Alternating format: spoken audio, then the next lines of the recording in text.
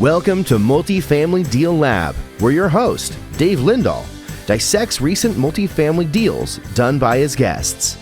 Dave will extract what went right, what went wrong, and a number of key takeaways so your next deal may be more profitable. All right, well, welcome everybody. Welcome to the Multifamily Deal Lab podcast, where we dissect deals. And today I have Fernanda and Odell, and they're actually going to tell everybody who they are, where they're from right now, and then we'll get into the deal that they did. So ladies first. Hello, Fernanda Hamlin here from Chicago, Romeoville, Illinois, so a suburb of Chicago. Yeah, that's me. Okay. Full-time project manager, part-time real estate investor. So we were just talking at the very beginning that if you're listening to this, you can't see her background, but she's got a background in palm trees and surf. I was like, that don't look like Chicago. The Chicago I know. Apparently, she just got back from Hawaii, which is beautiful. Yeah. So Odell, tell everybody who you are and where you're from. Okay, I'm Odell Ward. I'm from, spent a lot of my time in Jackson, Mississippi. I've moved to Meridian, Mississippi, suburb of Meridian, Mississippi, which is on the east coast of the side of the state.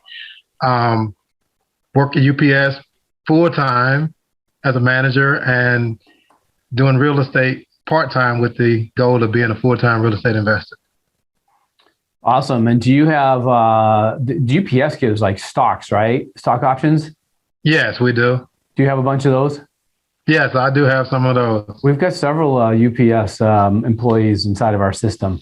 Okay. And, that's how some of them started to invest in their own deals and invest in other people's deals too, through those options. But I see Mark Shuler just joined us. Mark, tell everybody who you are, where you're from. Well, I'm Mark Shuler, and I am from Seattle, Washington. Awesome. All right, so let's go. I'm going to go to Odell and Fernanda. And how did you guys meet? Because Mark is actually the sponsor of the deal, and you guys are the ones that brought the deal to the table. So how did you guys form a partnership? At UP 2018, we met. Ultimate Partner 2018, yeah. Yeah. I think we've been talking before then, too. So, Who met who at 2018? You met Mark? Well, Odell and I met. I'm talking about you two, yeah. Oh, so you two met. Oh, I see. Sorry. All right. So you met during networking? Like, you were a group of people at lunch, or how did that work out? I think he just walked up to me. I can't really remember. You probably remember better than I do. Yeah, we were at one of the breakout sessions, and we met. We just introduced ourselves. We exchanged business cards. Well, I didn't have business cards at the time because I didn't get a chance to make up my business card. But Fernanda did have business cards. She had her cards made up, and I wrote my number and contact information on her card. She had mine, and I had hers. So we met there in 2018 in Boston.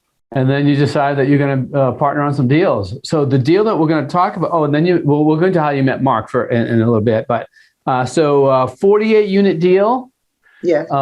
And where is it?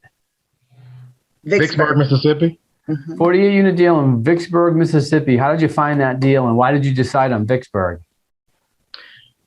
Well, one, it's my backyard. Vicksburg is about 40 minutes to the west of Jackson, Mississippi. So I'm very familiar with that area.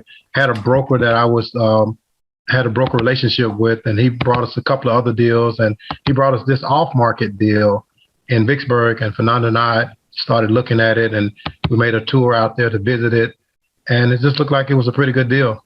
The broker brought you the deal. Was the broker showing you deals in other areas, or had you decided? Vicksburg, Mississippi, right? Yes.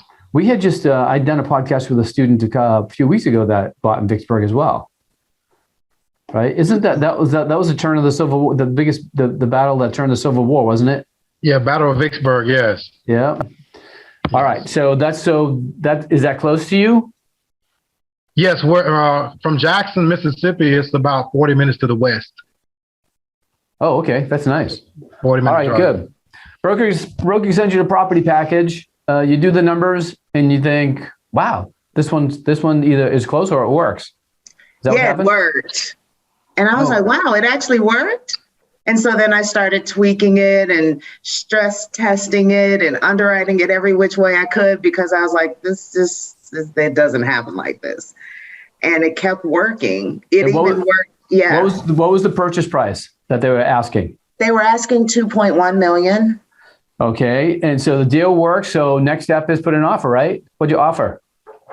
1.833 million. Well, were there any outliers in the underwriting that you needed to ask about? It was a quirky deal. So when I underwrote it, when I was trying to kind of get information from the seller, the property was owned by Vicksburg Housing Authority, and they just didn't have any information. They bought it at that time, it was about 2 years prior. And they didn't have any information they could really share with us. So they couldn't help us with anything. So we literally had to dig into other avenues of information to really solidify that underwriting and those numbers. So the broker gave you a set of numbers, but really couldn't back them up. Is that what you're saying? That's what I'm saying. Okay, we'll get into that in a minute. All right. So, yeah. So what did you end up? So what did you end up getting the deal for? We got it for 1.833. So you offered 1.833, and then you got it for 1.833. Actually, we got a concession at the end of the deal. At the end, yeah. What do you mean? They had So they had a fire during. Wait. No. Yeah. First, let's stick with the purchase price. So when you went into purchase and sale, what was the purchase price on the purchase and sale agreement? $1,833,000. Oh, it was. Yes. Okay. So, but then they wanted 2.1. Yeah. So you offered 1.8. You got it for 1.8. Did the first thing you say to yourself was, "Damn, I should have offered less"? I did. I said they accepted that too fast. Yeah. I did. And I was like, but even at the 2.1, it worked. Yeah. So I still felt okay about it. Okay. All right. Yeah. That's always my sentiment whenever, I want to haggle a little bit. So does the owner. I mean, if you offered full price without some sort of negotiation, throw in everything in the kitchen sink along with I'll pay you full price, but I want all this stuff too. Let them say, well, you can have a full price, but I'm not going to give you this stuff, or I'll give you a few of those things. You got to haggle. So both sides feel pretty good, Right. Yeah. Otherwise, both have buyer's remorse or seller's remorse. I think they did, actually. Yeah. You thought they had seller's remorse? I think, yeah. Yes. They were kind of crabby about it, but yeah, it's a lot to the story. But yeah, go ahead. Oh, okay. So at what point did you think to yourself, I need an additional person into this deal? Where'd you meet Mark, by the way? On the Ari Mentor group, he had posted, he made a post about, hey, if you want to learn how I was able to pay my investors back in 12 months, their original investment, and cash out and something you said, Mark. And I was like, oh, okay, yeah, I'd like to learn how to do that. And Odell and I both actually responded to that post at separate times. And we ended up jumping on a call with Mark, and he was one of the most happiest people for us that we got the deal under contract. Yeah. Like his body language made us feel really good about that. And so he kind of was just giving us tips on that phone call about how to handle the deal. But at that point, we had not even really considered sponsorship at that point, or talking to him about it. So, all right. So first of all, I've known Mark for a while. He's one of the great investors that has come out of our system. He's just awesome. He's done a lot of deals. He continues to do a lot of deals. Yeah. And when he's happy about a deal, I mean, that's because the deal works. Yeah, because he usually has this pretty solemn face on most of the time, but it's good. And he was calling us like, how's it going? He wasn't our sponsor yet, but he was checking in and asking and guiding us and mentoring us. And so you had questions on the deal, and you got guidance from Mark? Yeah. In the beginning, yeah. It was from the very beginning. Yeah, we didn't have a sponsor. We actually, Dave, took that deal before we took it to Mark. We took that deal to 8 other sponsors. Oh, wow. And they all said no. And what was the reason they were saying no? So let me take a step back to the purchase and sale agreement. At that time, end of July, we had just signed the PSA. A week or 2 weeks after we signed it, they extended the eviction moratorium. And Mark said, you better get all those people out of there, because they weren't paying it. Of the 48 units, 32 at that time were occupied, and about 9 of those tenants were actually paying rent and had paid rent. Wow. The rest hadn't paid rent in over a year. And Mark told us, don't do that deal unless you get them to sign an addendum that says they will evict those tenants. You'll never be able to get rid of them. They'll never pay. There'll be a problem and your deal won't work. And evict them before the closing? Yeah, right.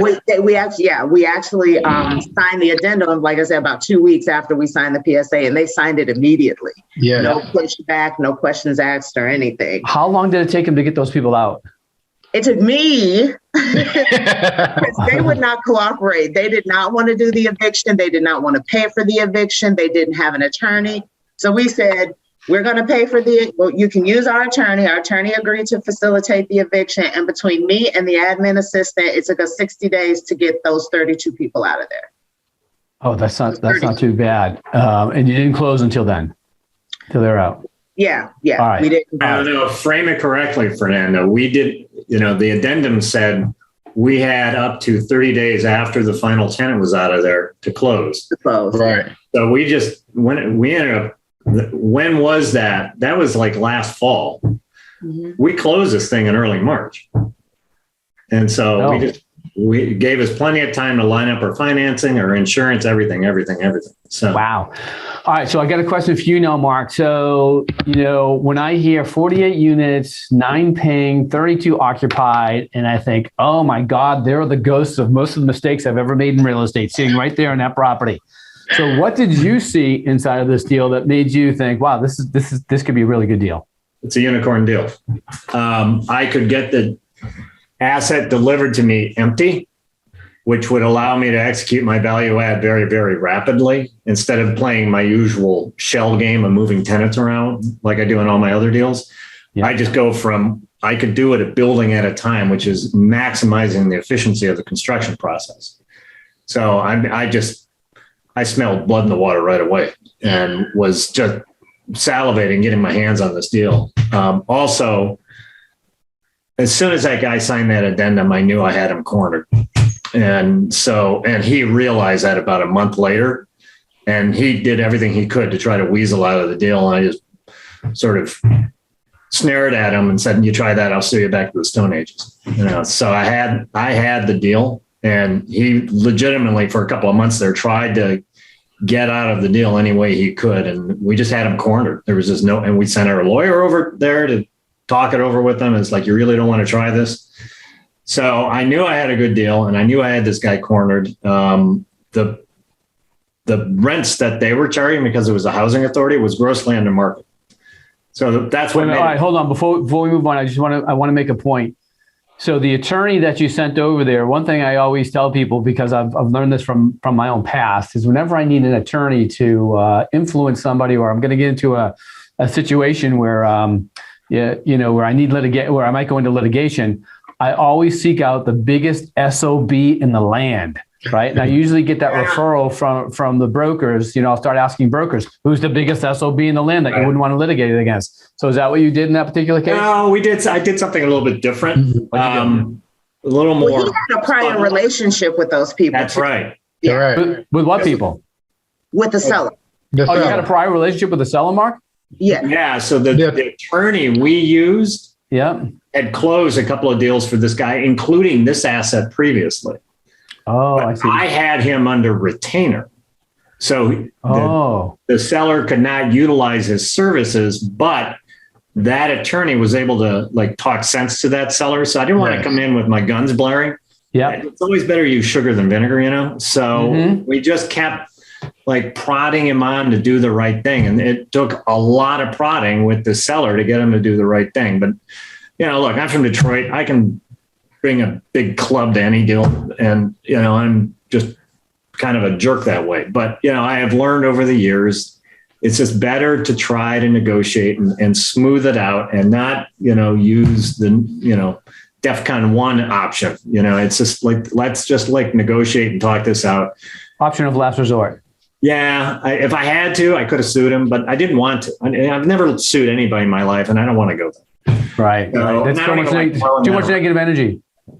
You're exactly right, Dave. It just it sucks you dry, and I don't want to go. It takes away the energy you could be doing deals and making more money. That's exactly. I've always looked at it. Yeah. So So we were just trying to coerce this guy and getting to the goal line. Okay, I want to go to Odell. Odell, explain to me the value add in this deal. Well, the first value add was a poorly managed property. They hadn't done.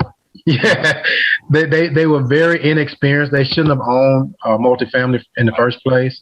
Yeah, and we just saw an opportunity to provide a quality asset to the tenants. We were going to do a lot of upgrades. I think they only upgraded maybe 2 or 3 units during the time period that they had it. They had a fire previously to us purchasing it, and we knew about it. And they were still repairing those 4 units that were burned by fire. So those units were down? Yes, they were still down. Yes. All right. And they actually just got up back in, was it January? Yeah. You got the certificate, occupancy, Fernanda? Correct. Yeah.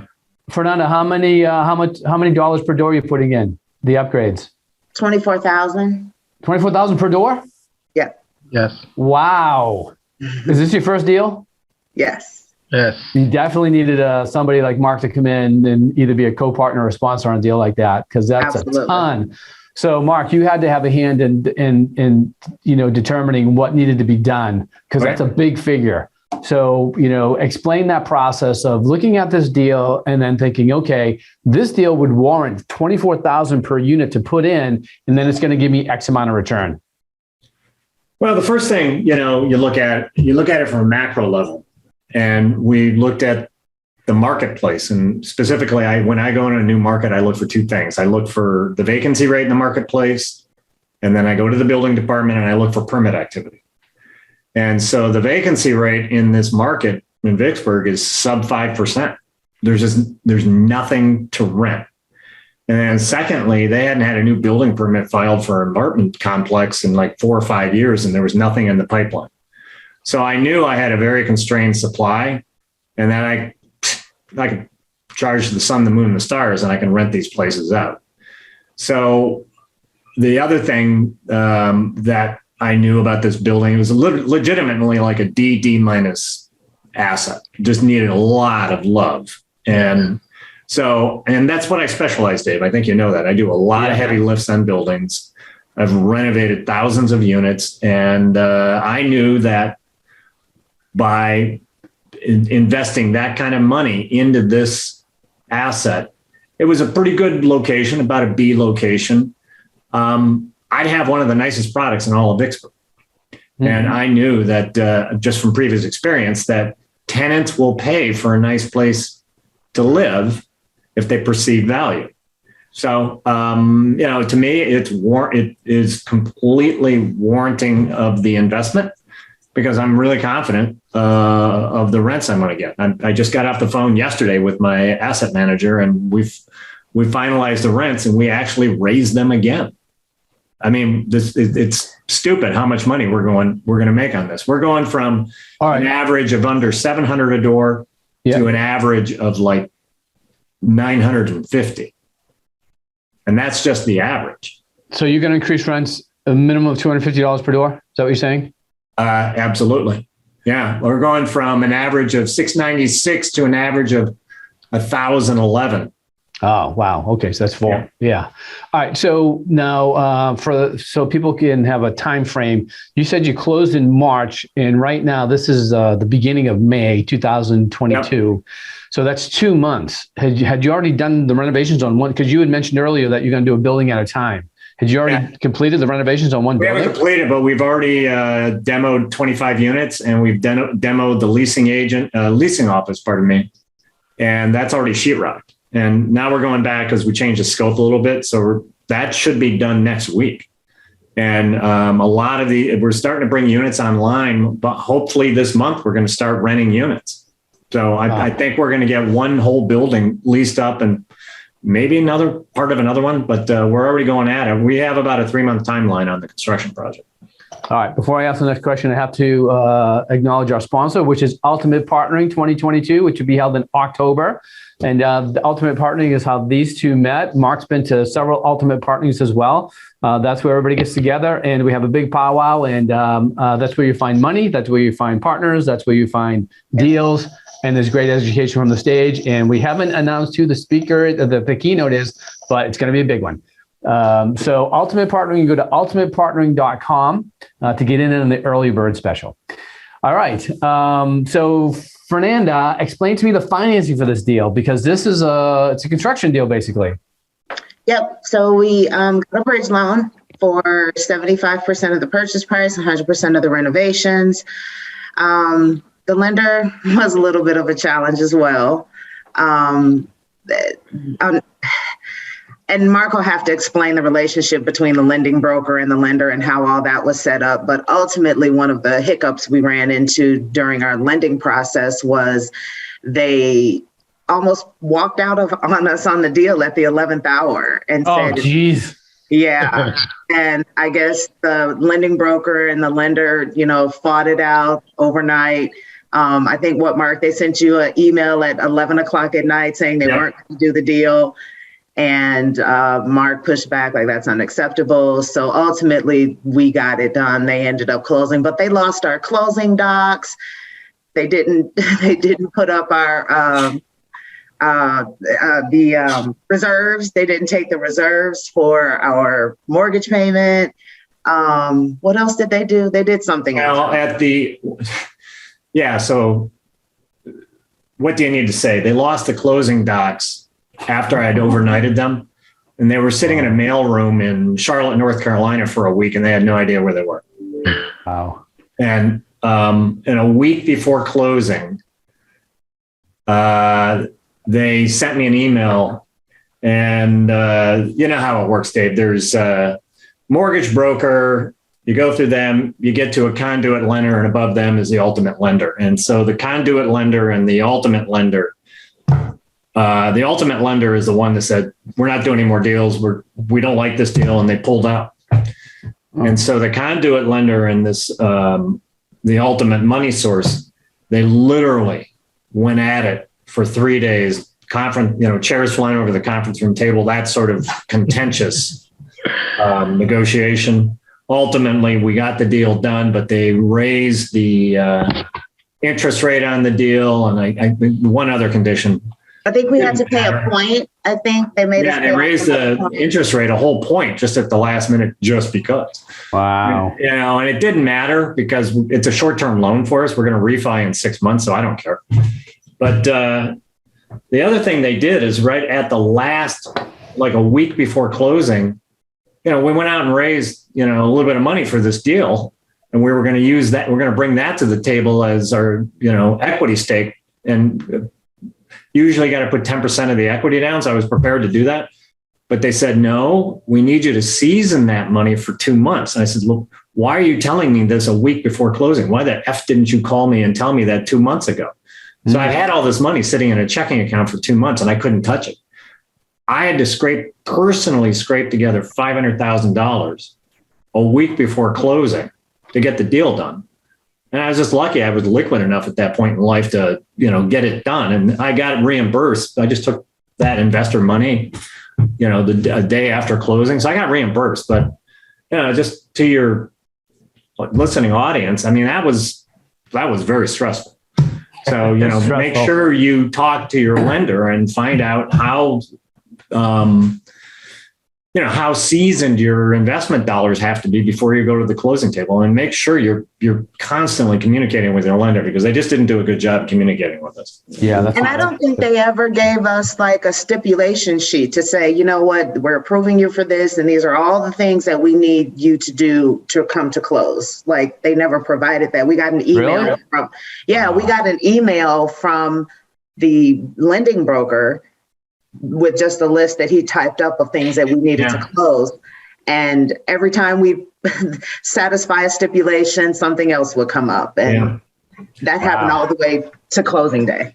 Fortunately, what was the name of the lender, so everybody knows that? I'm not going to say. Like she already said it. Oh wow! I don't mind doing that. I don't mind doing that from stage, because when people don't perform properly, it's just not right. It's just like if they didn't close. How much money would you have lost if they didn't close the deal? Well, we had probably upfront costs of 50 plus grand. 50 plus thousand. Then were you hard on your deposit? Yeah. At that point, yeah. So then it's probably up 80. Yeah. So I mean, if they don't perform, last minute they don't perform, you're screwed. That's why I don't have a problem mentioning names like that. But hey, listen, I've got in my show notes that your equity partners are more like debt partners, and in 9 months you'd be able to refinance them out at a 9% return, and then you own the deal outright. Am I right on that? Can you explain how that works? 16% actually. Yeah, 16%. Yeah, it was a 16% prep. Okay, so you go to your debt partner. You go to your money partner. You say, hey, how much was the raise, by the way? $575,000. Give me $575,000, and I will return that $575,000 in 9 months plus 16%, and we're done. We kiss and we go on our way, and hopefully we meet again for a second date. Yep. Is that right? Yeah. That's correct. And they're like, okay, I'm in.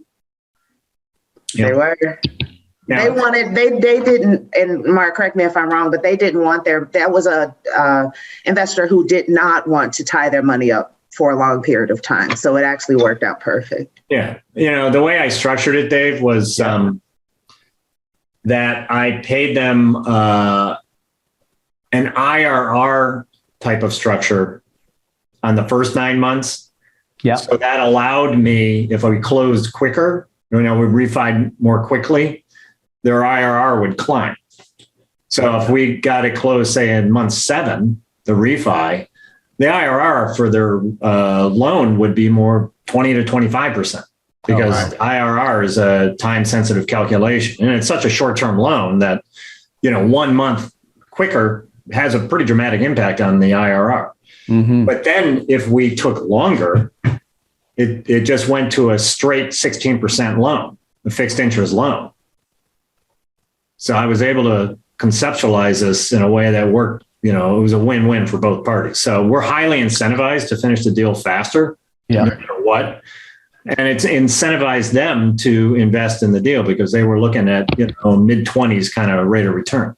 Is it just one investor? Is it a group of a group represent? Is it a representative of a group? It's 3 or 4. I think it's 3 or 4 different investors. Yeah. So it's structured as a syndication for the first 9 months and then a fixed loan afterwards. Yeah. So the reason I'm asking that question is, first of all, you have to come up with the concept of, okay, I'm gonna go after more like a debt structure. Right. Number one. Number two, it's going to be a refi where we're going to be able to refinance the investors out with a pop, right? So then you got to think to yourself, well, first of all, how did you come up with that particular structure? Why did you structure it like that? And I'm going to assume, Mark, that it was your idea. Yeah. So why that particular structure for this? Because deal? Look, Dave, in this, and you've been here, in this business, you're doing deal after deal after deal, but the last one you do is your cash flow deal that pays you the annuity for life. And I'm at that point where I'm looking to get an annuity going on so I can retire as a practicing architect. That was one thing. The other thing is this is just such a unicorn deal. I knew it was going to cash flow. So it wasn't big enough to have a big syndication going on. So I had to think of a structure that would get me the money I needed to get the deal done. And allow people to get out, because all these investors I had, they wanted a quick in and out. They just wanted a quick place to park their money. Yeah. But they weren't necessarily looking to have it tied up for 3 to 5 years. So you basically segmented your investors out to the ones that you thought would do this deal. That's exactly right. Yeah. Awesome. Yeah. All right, good. I'm going to end the podcast right now, and we're going to go to a Q&A for those of you that are with us live. So this has been another edition of Multifamily Deal Lab. And join us again next week, same time, same channel, and we will dissect another deal. Thanks, everybody. This has been another edition of Multifamily Deal Lab. If watching on YouTube, please be sure to hit the like button, the subscribe button, so you don't miss the next session, and review the contact links on this page.